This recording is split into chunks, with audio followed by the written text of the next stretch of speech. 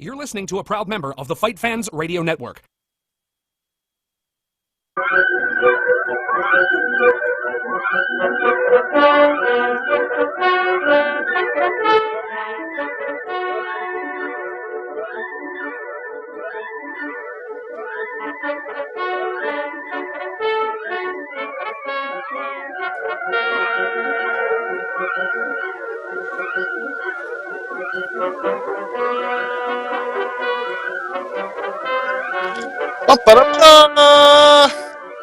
Hello, everybody. Welcome to another edition of the Untethered MMA Podcast. We are back on some sort of schedule after, if you listened to last week's episode, and if you haven't, I highly recommend you do, where we took a little avant-garde, a little Matt Roth alternative action. If you want to get in touch with the show, you can call the number at 410-988-6525, and you can reach us on Twitter. You can reach me at It's Mike Fagan. You can reach Matt Roth at MattRoth512, and Derek Sabatiki not with us, but if you want to harass him, at FightLinker Subo. I guess the question I have to ask you, Matt, is where is he? Who, Subo? I think he got a job. Yeah, he got a job. So Derek's been training for 2 weeks. Hopefully, after this week, we'll be okay.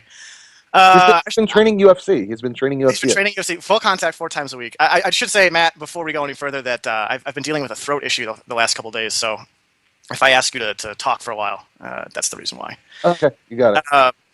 But yeah, let's get right into the big news. Let's talk about Batman. Oh man, Batman was awesome. And by the way, if you haven't seen the movie yet, you've had a week.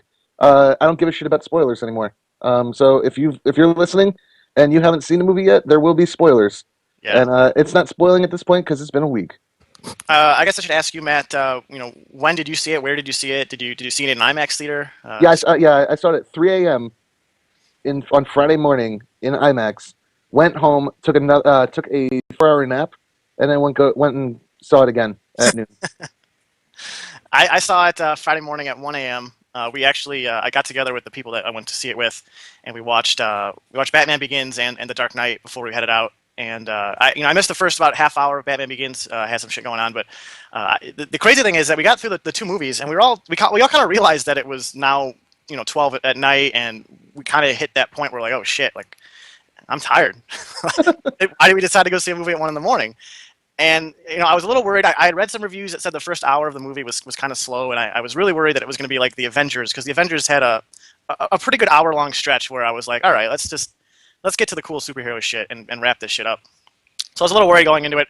We saw it in IMAX, and those 2 hours and 45 minutes just flew by for me. I had no problem with the pacing of it. The thing I heard was that you start out with a movie and Bruce Wayne's reluctant to be Batman or some shit, and I read some reviews that said get on with it, Bruce. Let's just fucking get into this shit. But I thought the story worked, and I thought it flew by. I thought it was actually the best of the series. I know everybody critically acclaimed the Dark Knight. I thought that this was the best of all of them. I thought that it did kind of start a little slow, but it kept me compelled. And I really wanted to, just find out what happened. My only complaint is, I thought that Bane. I don't like that stupid-looking mask. I'm a comic book reader. I'm a comic book nerd, and so my whole thing is, Bane should look like the comic books, not wearing a mask that looks like the most ridiculous thing in the world. But besides that, I thought it was a perfect movie. Like I'll say, straight up, perfect movie. Yeah, I didn't have any problem with the way Bane looked. I actually really liked his voice. I thought that was one of the most unique voices, and I think it's going to be something that you're going to associate with Batman.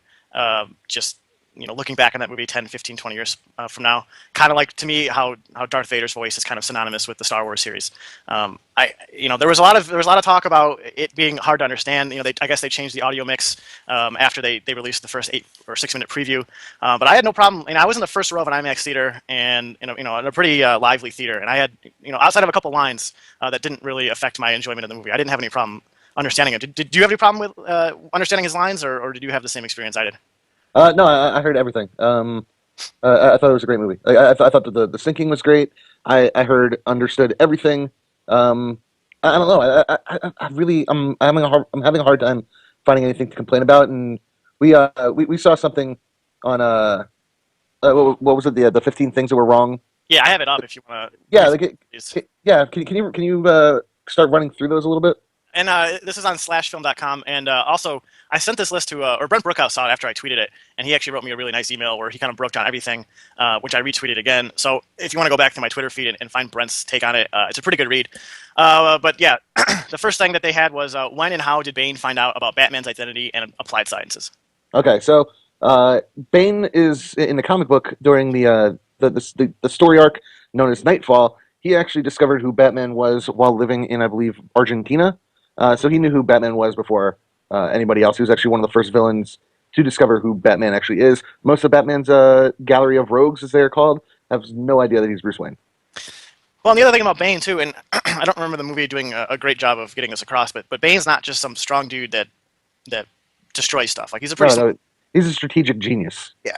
So the idea that he would, find out this information about Bruce and find out about, applied sciences, not too unbelievable. The second point was Blake, which was Joseph Gordon-Levitt's character, intuits that Bruce Wayne is Batman. Yep. So there was actually there's a Robin character known as Tim Drake who discovered who Batman was, and that's how he became Robin. He's the third Robin, and that's how he became it, is because he discovered he figured out who Bruce Wayne actually was, and it's actually said in the comic book mythos that he will end up being a better detective than Bruce Wayne himself, who is known as the world's greatest detective. Yeah, and Brent, this is one thing that I kind of liked from Brent's response. He said that the Blake character in the movie is an amalgamation of like Dick Grayson and Tim Drake, Yep. which one of the things that I really loved about what Nolan did is that he took various things from different Batman stories and used them as he pleased, and really made things work in that sense. The next point, this was sort of a complaint about how they paced the movie. They titled it "Bruce Wayne is down, then back up, then down, then back up," referring to at the beginning of the movie he's walking with a cane and he has to get himself back into shape to be Batman, and then later in the movie you kind of go through that again. But that's not really how I took it. Yeah, I mean, okay, so at the beginning of the movie, he's not staying in Batman shape because there's no need for Batman in Gotham. So of course he's out of Batman shape, and all the problems that were wrong with his body finally caught up to him, and it's been addressed in various comic books. As far as when Bane beat the shit out of him in the movie, yeah, that happened in Nightfall again, and Bane actually broke his back. Then John Paul Valley, yeah, I'm going into whole comic books, had to step up and become a Batman. He's the one who went crazy, and then Bruce Wayne finally actually ended up taking down Bane at the end of that arc. But yeah, I mean, Nolan's actually taken everything from the comic books. If you didn't follow the comic books, you're an idiot. Well, the other thing too was the second quote unquote back up of Batman is more of an emotional thing, and trying to get himself mentally prepared to fight Bane. And because the first time it wasn't too difficult for him to get back into physical shape. He had that cool knee brace that kind of fixed his leg, and he got himself back into shape, and it was physically he was generally okay. He just wasn't mentally prepared to be Batman. Right. Next point. 1 second as I go to the next page here. Got to get those page views for Slash Film. Right. Alfred says goodbye to Bruce. This is actually one of the complaints that I thought was really bizarre. Because I thought that scene where Alfred says, "You know what, Bruce? If you're going to do this, I can't do this." I thought that was a really well done scene emotionally, and I thought it really hit home for me. Yeah, I thought that was a great scene. Like Alfred said goodbye to Bruce. Yeah, it's never really happened in the comic books, but that was a great scene. Like Alfred saying, "Hey, look, who was the? I'm forgetting her name. The actress that exploded in Dark Knight." Oh, Gyllenhaal. Yeah, Maggie Gyllenhaal. Yeah, I was thinking it was Tom Cruise's ex-wife. Sorry, Maggie Gyllenhaal. She left that note for him saying like, "Hey, I hope that one day you don't have to be Batman anymore." Alfred left because he didn't want him to be Batman anymore. It was a great scene. There's no reason to get pissed about that. Yeah, and Brent kind of pointed something out because they were complaining also that conversation that they had was just outside the Batcave, and Brent wrote, "Yes, the hallway outside the Batcave, really. The space in between where Bruce is going to refuse to accept that he has to become a real person, the Batcave, and the home where Alfred talks about having loved Bruce since he was a boy and his need for him not to be Batman." So yeah, it makes sense from a story point or as a symbolic place to have that conversation. Why wouldn't the SEC just overturn Bane's fraudulent trades? Mike, you want to take this one? Well, I'll just read from Brent's again because he nailed it as usual. The idea here, I assume, is just that they only needed it for long enough to get Bruce out of control of Wayne Enterprises. Assuming the SEC would move that quickly with no investigation is just as much of a stretch. The plan didn't really require that Bruce be flat broke once they got their hands on the bomb, just long enough to get their hands on said bomb. Right. This one. This one really bothered me too. Christian Bale and Marion Cotillard have sex. Marion playing Talia al Ghul. as if you really need any explanation why rich playboy, depressed freak Bruce Wayne is having sex with some woman. Right, like, Like, what? who cares? Oh, and by the way, Talia is actually the mother of Bruce's baby, who's the current Robin. So, yeah, it's actually happened in comic books. Yeah. All right. Next point. So Batman is a street artist now. This is referring mostly to the scene towards the end of the movie when Batman comes back from the prison that Bane put him in, and he sets off that large-scale fire art of the bat sign.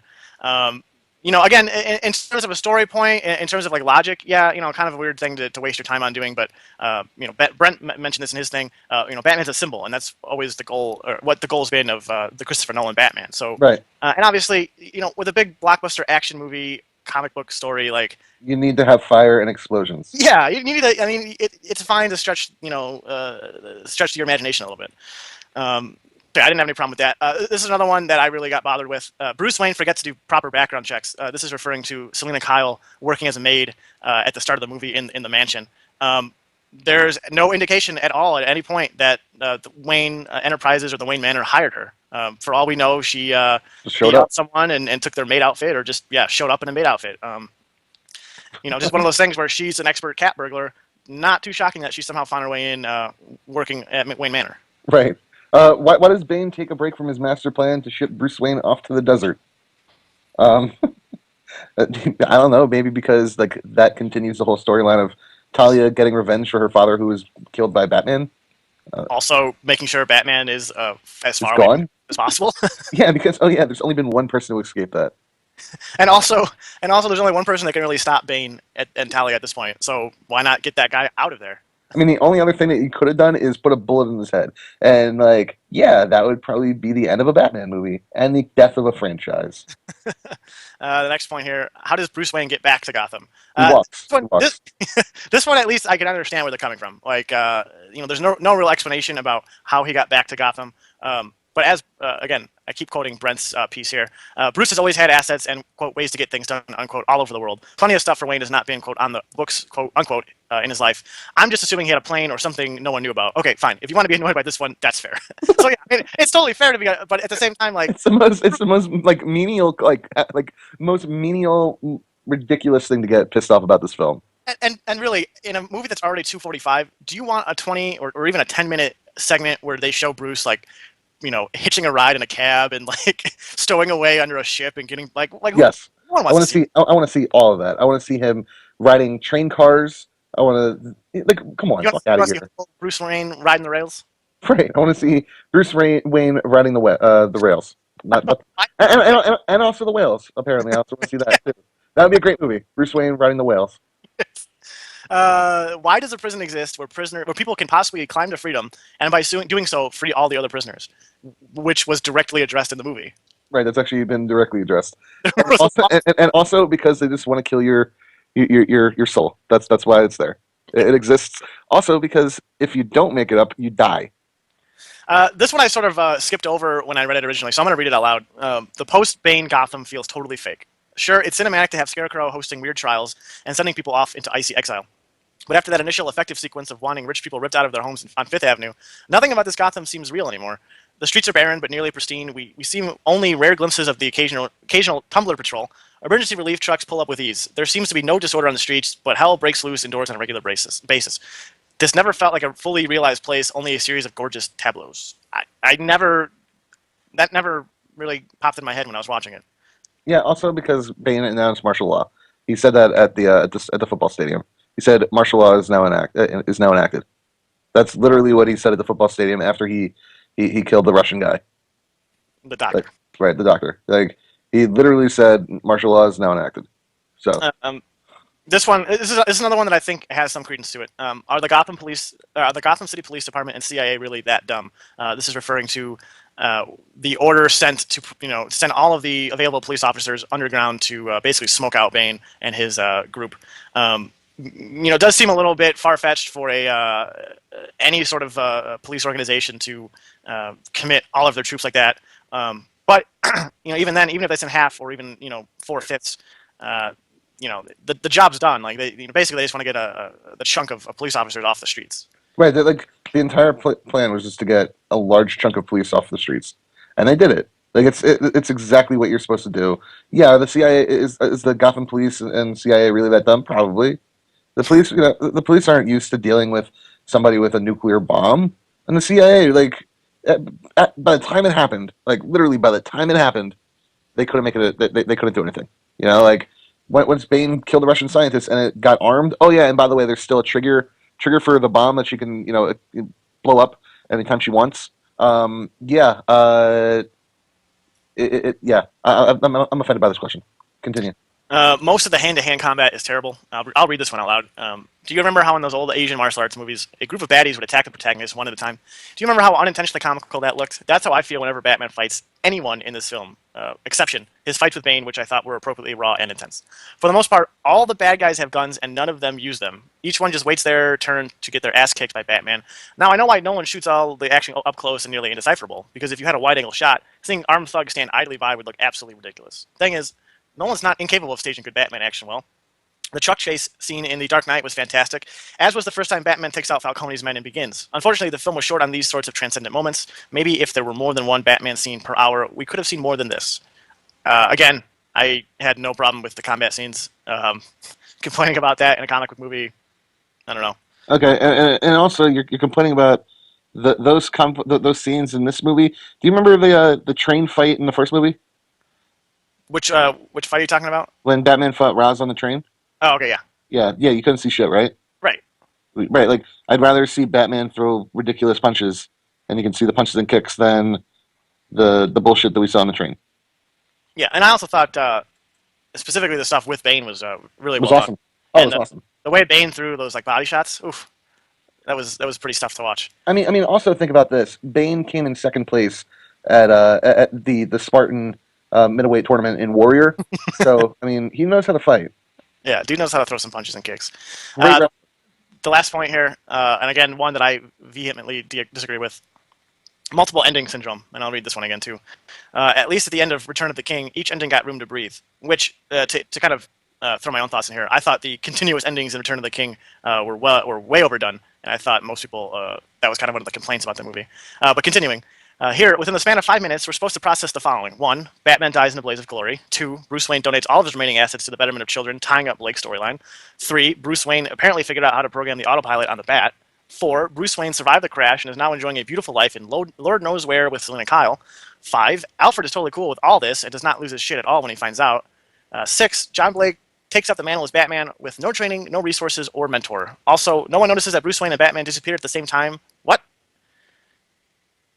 I had zero problems with any of the endings. No, it was awesome. The ending was awesome. Yeah. And also, when his name is introduced as Robin, he's not going to be Batman, asshole. Fucking morons. The idea that Alfred would want to lose his shit, I don't understand why, considering that he wanted him to leave Batman behind and see him at that restaurant in Venice. He literally got what he wanted. And also the complaint that which one's this complaint? Shit. Oh, that Batman and Bruce Wayne died at the same time. Is it really out of the realm of possibility that in the chaos of the martial law that Bruce Wayne died and that Batman died at some other time? Like, I don't think Bruce Wayne was sent to walk across the ice and he fell in, and he got death by exile, and then Batman exploded. Like, boom! I just explained it. Yep. I just explained it. Now, I actually have one complaint of my own. This is the only major complaint that I have of the movie, is that final climactic scene when Batman is about to send the nuclear bomb over the bay with the Bat. There's 2 minutes left on the countdown, and him and Selina Kyle have this bullshit chit-chat. Like, bro, there's 2 minutes left. You need to get that nuclear bomb as far as you can away from the city. You have plenty of time. Well, if you're going to... I mean, obviously, it's a minor complaint, and it's not a huge deal, but it's one of those things when I'm sitting there watching the movie, I'm like, bro, come on, shut the bitch up and let's get out of here. Save the city. Man, the best was, Commissioner Gordon just finally figures out who he is. Yeah. Like, it takes him... I'm guessing Batman, by this time, he's like 36, mid-30s. And it takes him 30 years to figure out that Batman is Bruce Wayne. My other complaint, and this is also a minor one, this is more... I'm sure someone at the studio was like, all right, you need to put this line in there. When Alfred's trying to research Bane, he tells Bruce, Bane was trained by Ra's al Ghul, the same man who trained you. Like, no shit. Like, anyone who's watched the movie with any sort of eye knows who Ra's al Ghul is. Also, you don't need to tell Batman that. Exactly. Like, you don't need to think the second part, because Batman knows he was trained by Ra's al Ghul. Like, he would just be like, oh yeah, he was trained by Ra's al Ghul, and Batman would be like, oh shit. So yeah, those are minor complaints. And after watching the first two Batman movies, there was some small stuff like that in those movies too that kind of had the same complaints about, but easily overlooked in a movie like this. My thing is, and I'm going to try to see it again the next week or two, but this may have usurped Star Wars as my favorite trilogy of all time. Which Star Wars trilogy? 4, 5, and 6. 4, 5, and 6. I'll say 4 and 5 definitely. Sorry, 4 and 5 are ones that I'll have to think about. 6 for sure, just because I thought that Jedi was awful. See, I didn't think Jedi was awful, but I'm just talking about as a whole, as a trilogy, as a story. And part of it might be recency bias and how pumped I am about Batman and how satisfying I thought this last movie was. But and I want to say too that Star Wars has held that mantle for me for going on 20 years now. So kind of a big deal for me to make that sort of claim. So I want to watch the movie again. But I watched Batman Begins probably 3 times this weekend, just through watching it on Friday night and then seeing it on TV a couple times the weekend, and couldn't turn the TV off. So now here's a question: all the Batman films, I mean that from the Adam Westbert Ward one, all the way up to these, so that's including the Joel Schumacher ones, or all of the Star Trek films. Star Trek? I don't think I've seen all of the Star Trek films, so it's a bad comparison for me.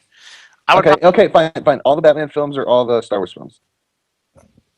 So you're including Phantom Menace and Sith and Clone Wars. See, that's tough for me. As I was telling you before the show, Matt, after Batman Begins came out, there was a Batman Returns double feature in my town, and I went to go see it. And in retrospect, those two movies are very bad.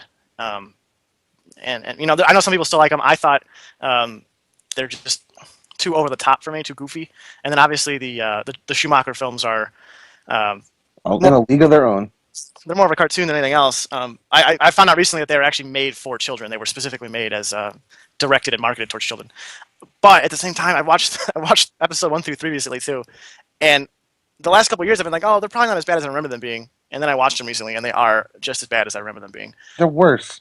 Yeah, I remember watching episode 1, and there's like a 30-minute pod racing scene, and it just kills the pace of the movie. It doesn't fit the tone of the Star Wars movies. It doesn't, just cinematically, it doesn't really fit. It's just this weird 30 minutes of wanting to market toys and video games afterwards. I would probably take the Batman movies. I think it's harder for me if you ask me like Batman versus James Bond. Okay, Batman versus James Bond. That's tough. Because there's some bad Bond movies. Oh, there's some horrendous James Bond movies. Like George Lazenby. Did you think he was a good Bond? No. Well, the thing with Bond is this: I think there's less bad Bond movies, but I don't think anything touches the Nolan Batmans. Like I don't think there's anything that good. Like just speaking for myself and what I've seen, which came out during my childhood or my life cycle. Like the GoldenEye is really good, but it doesn't hold a candle to any of the Batman movies. So I'd probably still take Batman. But it's fucking. So you're saying Batman? Yeah. Batman's the best trilogy of all time. Yeah. I don't want to commit to it yet. I want to see Dark Knight Rises again. I kind of want to give it a year or two to kind of settle in, but I'm really leaning that way.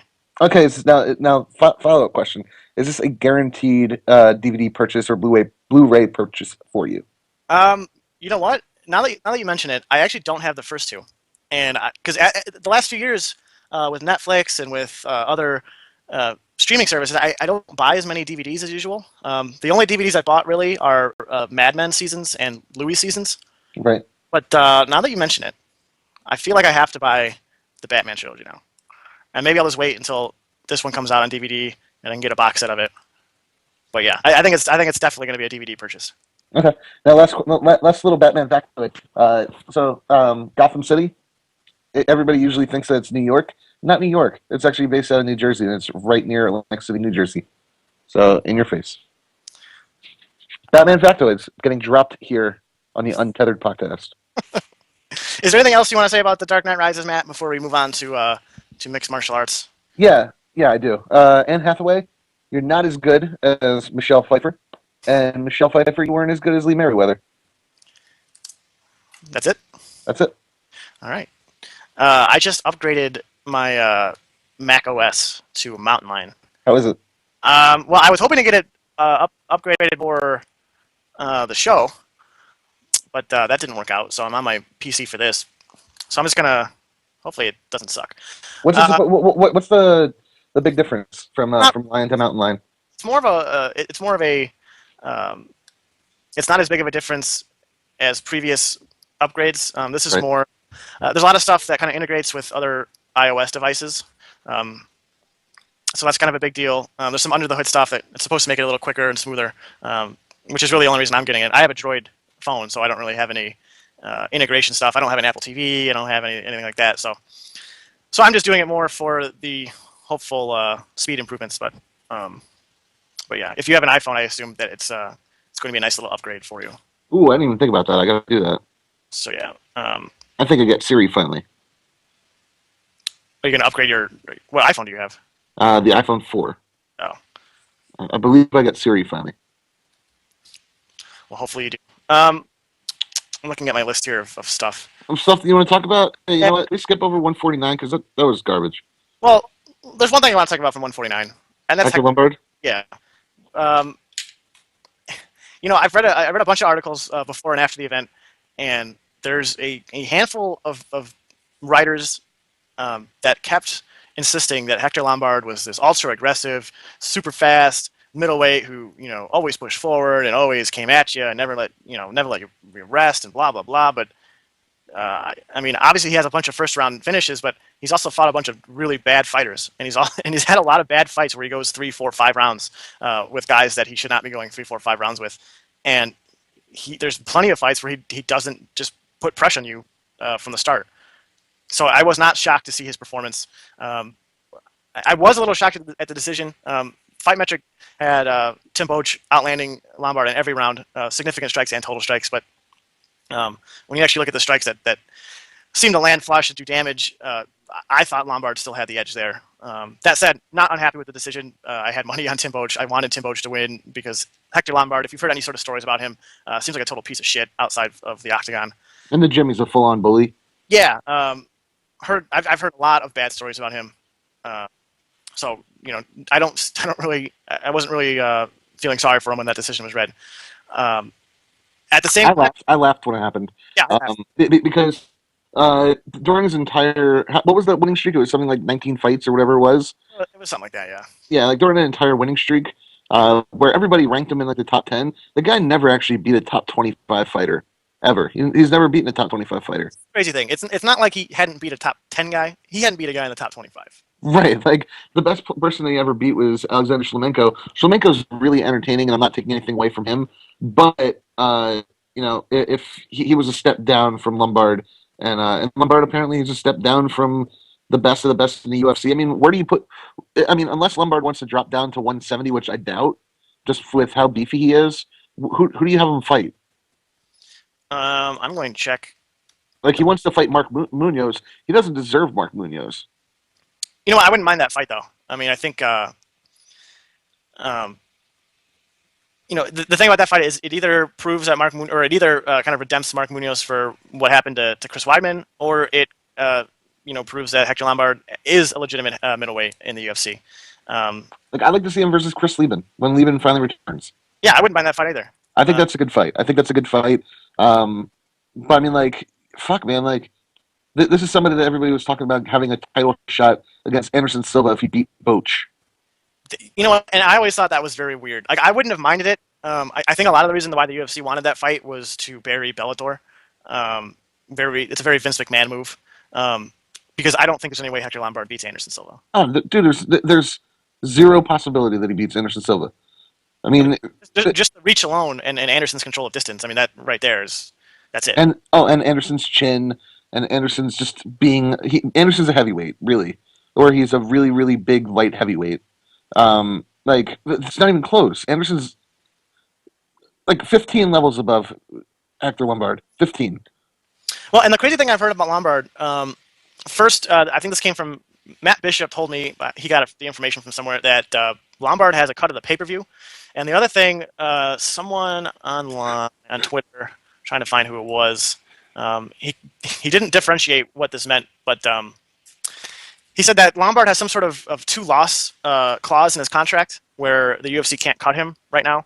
I asked if that meant that Lombard needed 2 losses in a row, or if it was just 2 losses on his deal. I guess it's an 8-fight deal. But if it's 2 losses just on the contract as a whole, that clause is pretty much worthless. It's like losing the first game in a playoff series where you have home court advantage. You've lost. That's it. Like, you've lost home court advantage unless you win the next couple games. So yeah, very very interesting that the UFC, if those reports are true about his contract, 8 fights, has some sort of 2-fight or 2-loss clause, and gets a pay-per-view cut. Very interesting that the UFC was willing to give him that much. Yeah, I doubt. I don't know where Bishop got that information. I would doubt that. Just from knowing who Zuffa actually gives pay-per-view cuts to. Right. I doubt that they would give somebody, a brand new newcomer who's never faced any top-tier guys, a cut of pay-per-view. I just don't believe that's the case. I could be completely wrong. I'm just my opinion, and knowing who Zuffa gives pay-per-view cut to, I just don't see it. I know that his deal is like something like 50-50 or 75-75. So again, like, I just don't see him getting a pay-per-view cut. The two cut thing, maybe. I don't. Fuck. I mean, shit. 8 fights is a long contract. It's a really long contract, and it's like the type of contract that Rich Franklin signed back in 2005, 2006, when he was making 32. You know, like the thing about that contract though is, it might be an 8-fight contract, but unless those 8 fights are guaranteed, it doesn't really mean a whole lot. I mean, you can give a guy like a 2-fight, but I mean, if that 2-loss clause is actually true, like, then it really can work out to be 8 fights, and I just don't see that happening. I don't think that there's any manager in MMA that can bend Zuffa over a barrel like that. Well, and again, unless it's 2 consecutive losses, I don't think that clause really means anything. Right. Especially after losing his first fight. I mean, now he's just, he can't lose. And if he wasn't going to lose, they weren't going to cut him anyway, so it doesn't really matter. Yeah, the pay-per-view cut thing also seems a little odd to me. Maybe it's one of those things where if he got into a main event or got a title shot, it would kick in. I'm not sure how. It seems very odd for him to get a pay-per-view cut right away, not having any sort of recognition in the United States, as a national fighter. Never headlining a pay-per-view before, like, just seems like an odd thing to give him right off the bat. Yeah, that's basically my issue. I just don't think that they'll give it to somebody right off the bat. In related news, with the loss, it really seemed like the UFC was ready to give Lombard a title shot if he won. Dana White was beside himself at the press conference. I really think that the rest of the evening wouldn't have mattered if the Lombard-Boach fight was a little more to what he thought it was, and if Lombard had won. I think that those two things kind of really played into his reaction to the fight, a reaction to the card in the press conference. But now the question is, who fights Anderson Silva? Dana's already said that he doesn't feel like Tim Boach is the guy, which really leaves, to me, only Chris Weidman, unless they're going to wait to see what happens with Michael Bisping. I mean, I think that Weidman is the guy that should get it. Supposedly, Anderson Silva, we just posted about it on Bleacher Report. Anderson Silva really only wants to fight George St. Pierre. So I mean, it's a weird situation that the UFC's right now. That the UFC's in. Chael Sonnen, I believe, has crowned Chris Weidman to be the next challenger. He's kind of taken it on himself to say to throw his hat in with Weidman. I just mean, shit. Like, who does the UFC have? Everyone's talking about this Belfort, Belcher fight, and Vitor believes that beating Alan Belcher is going to give him a title shot. There's not many choices except for Chris Weidman. Well, my thing with Weidman is that, if he really wants to fight, and if the UFC feels like they don't have any other option, whatever, give him the fight. I would personally like to see Weidman take another couple fights. He's obviously extremely talented. Whatever you think of Mark Munoz, the kind of performance he put on against Munoz is really eye-opening. But at the same time, he still only has 9 UFC fights, or 9 fights in MMA. I think he's only got 4 or 5 in the UFC. That's just off the top of my head. But when you're about to fight the guy who's been lauded as the pound-for-pound greatest fighter in the world over the last 4 or 5 years, and now being heralded as the greatest fighter of all time, I don't mind seeing a guy like Chris Weidman take another 2 fights, another 3 fights. Even if it's against a couple guys that some people might view as a waste of his time. I don't mind seeing that guy season himself a little more and really get prepared to fight a guy like Silva, especially since Anderson's known for really only fighting twice a year at the most. It's not like you're really risking a lot if you put Weidman Silva on hold. I mean, here's the thing. Can we at least agree that that Weidman's probably the future of that division? Yeah, I mean, assuming Anderson Silva's only got 2-3 years left. Here's the thing about Weidman though; he's already 29, so he's really. I mean, at the same time as I say all this, and he should take a couple more fights, he really also should be fighting as often as he can. Right. Because once he gets to 31, 32, 33, those are the last prime years of his career athletically, and then it's going to start to go downhill. Obviously, people always want to bring up Randy Couture, bring up Anderson Silva, but those guys are exceptions, and those guys are superstars and legends for a reason. I mean, that's why if you think Chris Weidman's going to be in that same class of fighter, sure, he can probably plan his career appropriately, but do you really want to bet on being a legend? I'm kind of talking out of both sides of my mouth here, but it makes sense. I mean, what you're saying makes sense. I mean, for me, I think that Weidman, out of all the middleweights not named Anderson Silva, he has the best. And I'm assuming that Chael Sonnen, he's thinking about moving up to 205. So I'm taking him out of the middleweight discussion. I think that when you remove Anderson from the middleweight division, who do you have left right now at the top? You have Chris Weidman, Brian Stann, and those are the only 2 guys and Tim Boetsch. Those are the 3 guys that current. Oh, I'm sorry. Brian Stann, Chris Weidman, Tim Boetsch, and Alan Belcher. Those are the 4 guys that are currently at the top of the division riding win streaks or riding wins. Michael Bisping is fighting Brian Stann. He's coming off of a loss. Vitor Belfort is fighting Alan Belcher. He's coming off of the front kick KO. Am I missing anybody? Yushin Okami. He hasn't fought since getting knocked out by Stan. By Boetsch. Wait, by Boetsch. Okami? Yeah, he hasn't fought since getting knocked out by Boetsch. There's not much really for him. If Anderson decides that he really is now chasing super fights, I'd be super okay with that. Yeah, and if you took if you put together a tournament at middleweight, you assume Anderson Silva retires today. Also assume that either Chael Sonnen isn't allowed in or he's moving up to 205, which is one of the rumors floating around about him. You take guys. I'm just going to go through the top 8 guys after that. Munoz, Belfort, Bisping, Boetsch, Rockhold. We'll just assume that he can fight in the UFC. Okami, Weidman, and Stan. I think Chris Weidman comes out of that tournament as the winner more times than not. Yeah, I mean the only other really interesting fight in that tournament, the tournament aspect you just hypothetically created, to challenge Anderson would be, in my opinion, would be Luke Rockhold. Yeah, I mean, see, I would again kind of like LOLmbard. I'd like to see Rockhold fight any one of the guys on that list. He won against Kennedy pretty convincingly a couple weeks ago, but it wasn't so convincingly that I thought, oh, that's an interesting fight for Anderson Silva. Right. I mean, Luke Rockhold is in a weird situation. Like, I'm a personal friend of Tim Kennedy, so I say this as a disclaimer. I think that Tim just didn't look good against Luke at all. Luke's abnormally huge for middleweight, just like Anderson. Tim probably should be fighting at 170. But Tim also, he had nothing for Luke anywhere except for kind of on the ground keeping top control. Luke, I think, has the stand-up skills and the chin to make a fun fight with Anderson, but I just don't see it's going to be a I don't know. We're talking hypothetical fights, and the only one that I think that I'm really interested in seeing Anderson fight right now is against Chris Weidman. And again, I agree with you. I think that Weidman needs at least one more fight before taking on the champ. I would personally like to see him versus Belfort. Yeah, I wouldn't mind that. Another reason that Weidman should probably take another fight is that his win over Munoz was on a Wednesday on Fuel TV in a fight that probably, a couple 100,000 people saw maybe.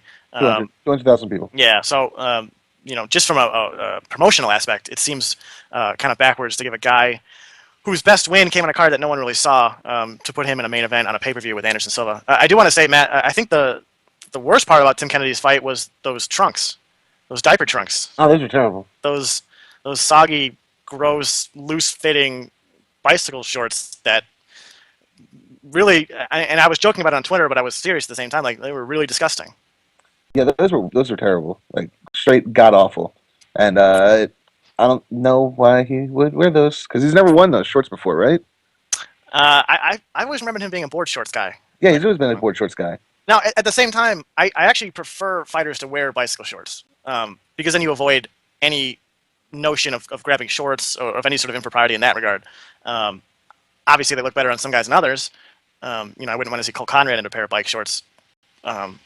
At the same time, in terms of, it's always kind of been weird to me that commissions have outlawed gi pants and pants below, but you're still given kind of a wide range of short options. It seems like it would make sense for the commissions to say this is the kind of short you can wear and that's it. I mean, the commission actually does have that ability. I'm not saying it's weird that they haven't. That's something that commissions haven't taken that extra step. I mean, those were just a little bit shorter than Vale Tudo shorts, right? The Kennedy shorts. Yeah. Yeah. I mean, those were shorter than Vale Tudo shorts, but a little longer than what's it called? Like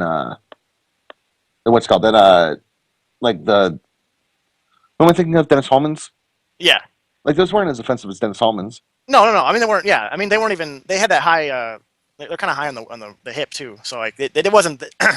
It wasn't disgusting in that aspect. It was disgusting in how they got covered in sweat and became this weird off-white, and they for some reason weren't skin tight. They were really loose, and it was just they looked like a diaper. So bad. Like an adult diaper. Bad. It was so bad. What's next? Oh, big news. The last couple of days here. Daniel Cormier has an opponent. It's Tim Sylvia. Oh, yes. No, it's not. It's Frank Mir. I'm actually really, really stoked for this fight. Yeah. I'm sure Mir got a nice little bonus from the UFC for taking them up on this offer. Really, just a really good fight for Cormier. A really nice step after his win over Barnett. I don't necessarily think Mir is a step up in competition. He's a step up in name. Probably more of a lateral move in terms of competition. A different skill set to deal with. But I think it's a fight that if Cormier was coming into the UFC, I think that's a fight that people would kind of push for. And I just like. I think it's an inspired bit of matchmaking. That's what I would say about it. I think it's a great fight. I think that Cormier still beats him pretty handedly. But it's an interesting fight because you get to see how Cormier will react to somebody who is not only bigger than him, but somebody who has the ability to not shoot a takedown and take him down and like shooting a strong double. But Frank Mir, if he's going to fail on a takedown, he'll roll for a knee. Yeah, it's a guy that presents some interesting options for Cormier to deal with. I don't see any way that Cormier doesn't just beat the shit out of him. Yeah, I mean, the one fight that I'm really excited for Cormier when he finally makes it into the UFC, and I think that he's going to walk through Mir, is I want to see how Cormier does against Junior Dos Santos. I'm already looking ahead to that. Yeah, and I think it's fair to say that assuming Dos Santos beats Velasquez in their rematch, which I don't think is necessarily safe to assume, but assuming he does, this fight I think is Roufus' way of setting him up for an immediate title shot when he gets in the UFC. The one thing that Cormier did say is that if Kane does beat JDS, he'll think about moving down to what's it called 205. Yeah, I heard that as well. He would rather fight John Jones than fight Cain Velasquez. Right. Which also an amazing fight that I really want to see. Yeah. Really, anything that Cormier is doing, really. Yeah. Well, Cormier's got that new kid in school thing where you kind of want to see what he's got. Right. Exactly. It's always even with Lombard. To be fair to Hector LOLmbard, him coming into the UFC, I like because it gives a fresh look for a lot of matchups. Right. It's the same thing with Cormier coming into the UFC. It just gives a lot of cool, fresh matchups at the heavyweight division. And I'm almost rooting against Cain Velasquez because I want to see Cormier get that title shot. Yeah, I think that most of us want to see that fight. But I would not be upset to see Cain Velasquez win. And I think people are going to be surprised at how that second fight's going to look. I don't think it's going to look the same, and by that I mean it's not going to look like a minute. but I'm still picking JDS to win. Yeah, I think it's fair. I do love that people say, well, JDS knocked him out in the first round, so obviously he's just going to walk through this guy. If there's one type of fight that you can't really take a lot from when you talk about a rematch, it's a 90-second sort of flash knockout, especially when a guy is coming off over a year of recovery of a pretty significant shoulder injury. Right. And obviously Velasquez came back and really beat the shit out of Antonio Silva in his return fight. So So yeah, I expect that fight to look a lot different. It's all going to hinge on, to me, how successful Kane is wrestling with him. To this point, we've seen Dos Santos have almost a Chuck Liddell-like ability to stay on his feet. I still don't think he's fought a wrestler, close to Velasquez outside of the first Velasquez fight. So yeah, that's another good fight. And like I said, I'm going to probably root for Dos Santos just because I want to see that Cormier fight, but I will not be upset if Cain Velasquez wins. Right. Now, the recently announced Alan Belcher Vitor Belfort fight. How do you there was a discussion last night between myself, Tim Burke, and Neil Manich. How do you see that fight going out? Because Tim's under the impression that Vitor just completely stomps Alan Belcher. See, I don't think either of them is going to completely stomp the other. I think I like Belcher in the fight. I think Belcher's a little more dynamic of a striker. I think people still to a certain degree underrate how good he is. And the thing about Vitor is if you can put pressure on him, if you can hit him, if you can kind of show him that you're going to be able to land on him. He's a guy that doesn't always react to that as well as he probably should. At the same time, I would not be surprised if Vitor came out and landed a left hand at some point and put Belcher on the mat. But I like Belcher. I think I want to say he's younger than Belfort. I think that's going to be something that comes into play because Vitor's 34, 35 now. Yep. I just think he's a more dynamic striker on the feet. I like Belcher in the fight, and I know you do too. Yeah, I'm picking Alan Belcher. I think that he's better than Vitor at this point in everything. That's the way I'm looking at it. That is an interesting. The only thing that I would give Vitor the advantage in is hand speed, but I think that Alan has demonstrated a better chin. He's demonstrated better ground skills. He has definitely better kicks. I'd say that they have similar knockout power, and I think that Alan has better submissions. Also, Alan Belcher's fucking huge. Yeah, Alan Belcher's a big dude. He's also got the advantage in bad Johnny Cash tattoos, Right. Which is always a pivotal. The UFC is keys to the cage. Kind of wish they would have tattoos as one of the options. Don't know why they don't do it. Yeah, it really should be there. Yeah. One of the things I wanted to touch on, and I don't know, did you read this article that your colleague Jeremy Botta wrote about the new face of the UFC? No, I actually missed that. I was still dealing with what I was dealing with. Let's see if I can find a. So let's see. I'll pick this article up halfway through here. But I'm not talking about Dana White. I'm talking about the fighter that the UFC consistently pushes in the media. They're on the covers of magazines. They're cage-side at every show, whether they're involved with the event or not. They're being pushed to the mainstream and to the moon, and they're keeping a publicity tour schedule that would seemingly make a real training camp all but impossible. Who is that fighter right now in 2012? My answer may surprise you. It's Ronda Rousey. Yes, I know she's not actually in the UFC, but that's a minor quibbling point. I'd like to note that is a major quibbling point. You must remember that White and Lorenzo Fertitta have historically pushed their company brand as the entire sport, blah, blah, blah, blah, blah, blah, blah. No other Zuffa employee has done as much media as Rousey, at least not in the last few months. Rousey's everywhere you turn, doing radio and TV and the ESPYs on the cover of ESPN's Body Issue. She's got killer looks to go along with a deep athletic pedigree and undeniable talent in the sport. She just started training a few years ago. She also has a willingness to say the outlandish or brutally honest things that most other fighters strive to avoid, like the plague.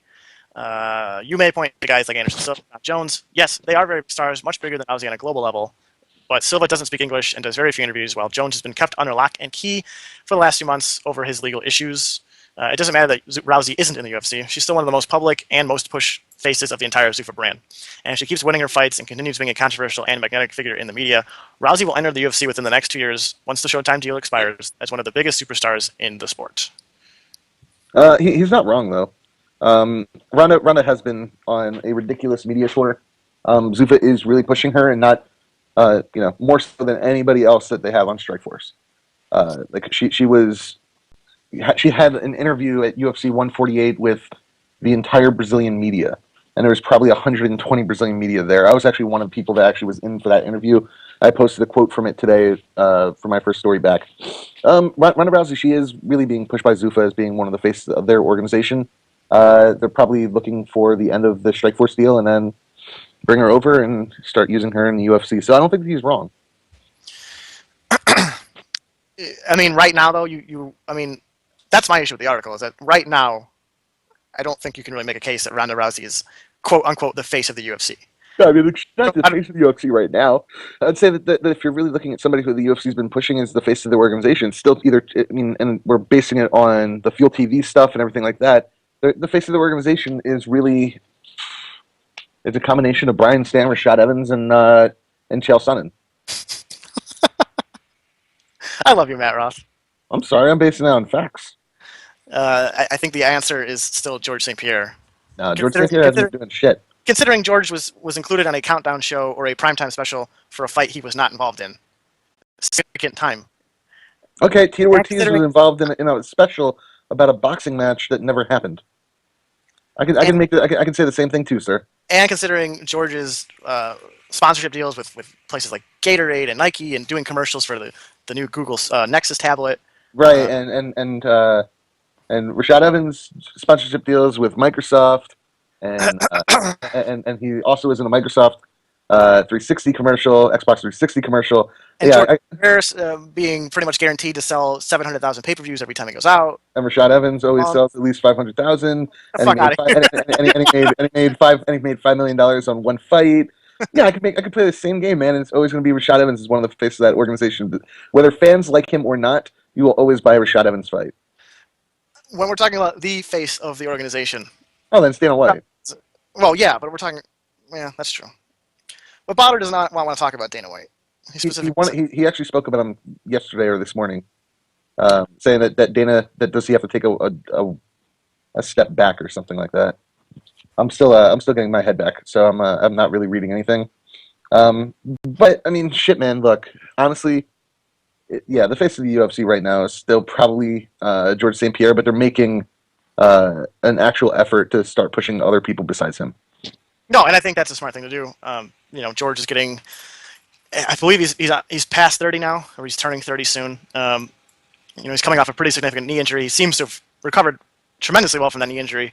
But obviously John Jones is the guy that they are targeting to be the guy. As long as he stays out of legal trouble and continues to fight as well as he has, I mean, he's hopefully going to be their biggest superstar. We're also basing this off of the the United States. I'd say that their biggest superstar soon will probably be Junior Dos Santos. And I'm basing it on the fact that the Globo deal and how the Brazilian media is. I'd say that right now the UFC is bigger in Brazil than it is in the United States, and so really I'd say that Junior Dos Santos or Jose Aldo has a better chance and a bigger chance of being the face of that organization, worldwide. And the thing about the Rousey thing is that I still don't have any confidence that the UFC wants to bring women into the octagon. They want to bring her into the octagon. I'm sure they do want to bring her into the octagon, but the problem with that is, I mean, how many times can you sell Ronda Rousey against clearly overmatched competition that nobody knows? It's going to be tough. I think that San Diego will say a lot. The San Diego card in August against Kaufman, that'll tell us a lot about Ronda Rousey. One, how she reacts to getting punched in the face.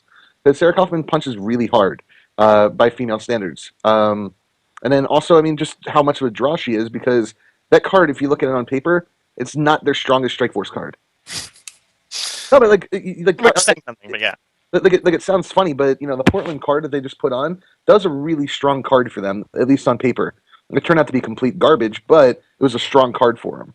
Right.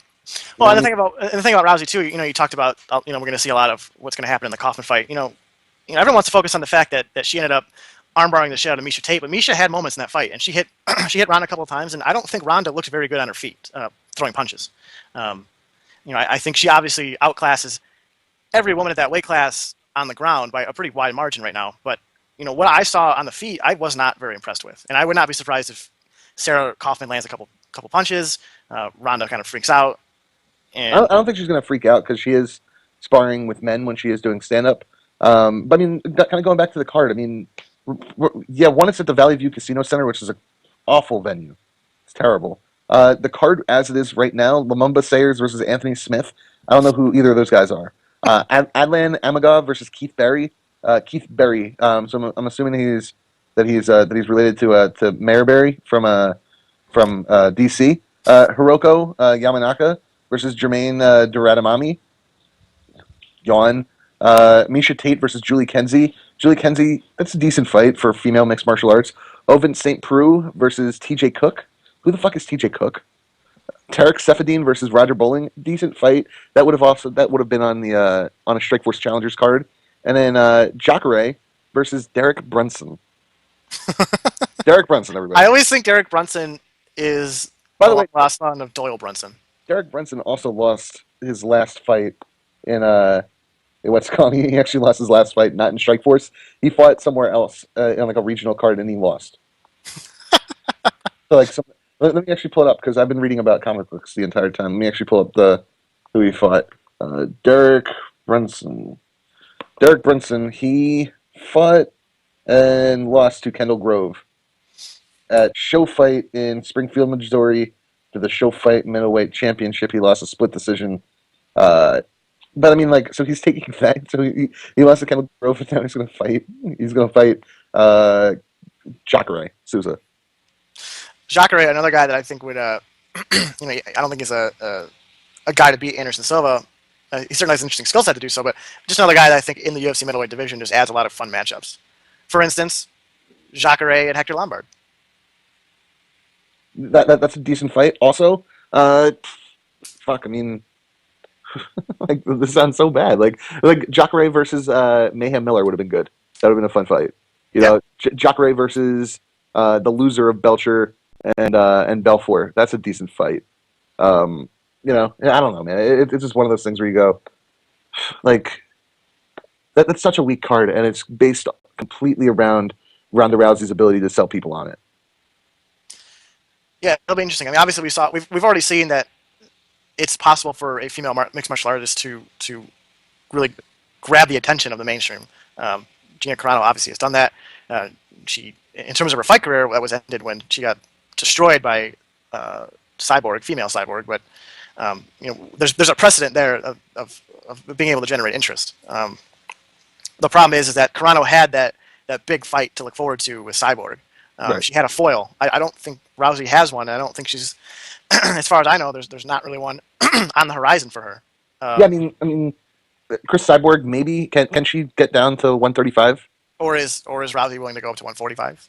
Probably not. I don't think that she's willing to go back up. No, I mean, and Chris, I mean, she had so much trouble making 145. Right. You know, now you're saying cut an additional 10 pounds. Like, come on. And that's even saying that she's going to come back after this the steroid suspension. Like, where part of it with discussions that I've had with people, like, you know, offline, and like, is that, you know, was this a thing where Alahara was basically, you know, keeping her on cycle, or did she start cycling once Alahara went back to Brazil? So like, it's basically, hey, she was either doing steroids the entire time, and her old strength and conditioning coach was just way smarter, or she started doing them after he left and went down to Brazil, and now it's kind of like, you know, she is just getting really shitty advice from people, and she's taking it. Right. I want to end the show, Matt, on a couple of things here, a couple of non-MMA related things. Okay. I don't know if you were following my Twitter last night, but I marathoned Girls. I watched the pilot episode a while ago. I decided to watch the remaining 9 for personal reasons, for certain reasons. But have you seen the show at all? I haven't seen any of it. Outside of a couple nice hoot shots, I would recommend you do not watch it. That I do not watch it. Don't watch it. Hurts, don't it? Hurts, don't it? Speaking of donuts, though, you should watch, and I know you do watch, Louis. a little show that's coming on tonight. Is it a show called Louis? It is a show called Louis. I've never heard of it. Never heard of it? No. Can you tell me about it? It's a nice little show by Louis C.K. that I don't think compares to any other TV show I've ever seen, and certainly nothing on TV right now. There's really no way to describe it except that it's a really enjoyable 22 minutes of television. Now, did you get tickets to go see him when he comes when he's on tour? I did. I actually have a funny story about that. Okay. So I ordered tickets. I found out through an email from Louis, and tickets were on sale. I was in a class, so I could not order at the time. I went home. I decided, fuck it, I'm just going to buy 4 tickets, and then I'll find people to come with me, because I know I'm going to be able to find people to come with me. Right, I did the same thing. Yeah.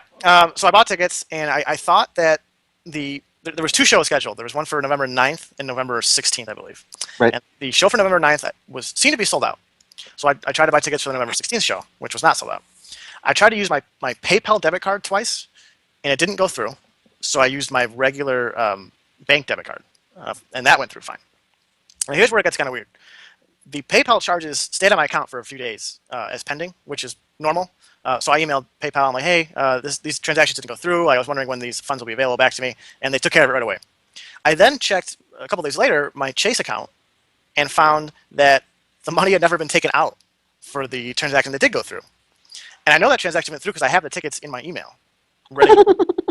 So I would never do this for anyone else.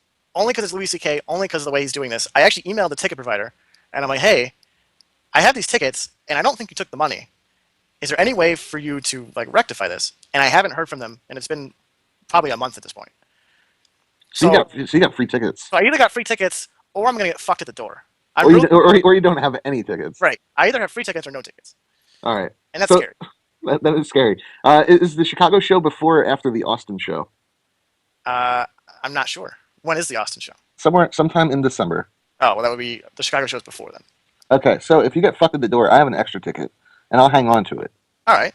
And if you can't go, then you can fly down to Austin. You can go see him. That's a deal, sir. All right. Awesome. Well, Matt, it's always a pleasure. It's been a pleasurable 75 minutes. Is there anything else you want to say before we get out of here? No, I'm good, man. I'm gonna finish watching this documentary on the AWA, and then start transcribing an hour-long interview with the CEO of Bad Boy. Oh, and that's always the best part of writing online. Well, hopefully we'll get Derek back next week. Hopefully his work schedule and school schedule doesn't get fucked for our show. But for Matt and for our producer Erica, we will see you next week. See you now or see you on another time.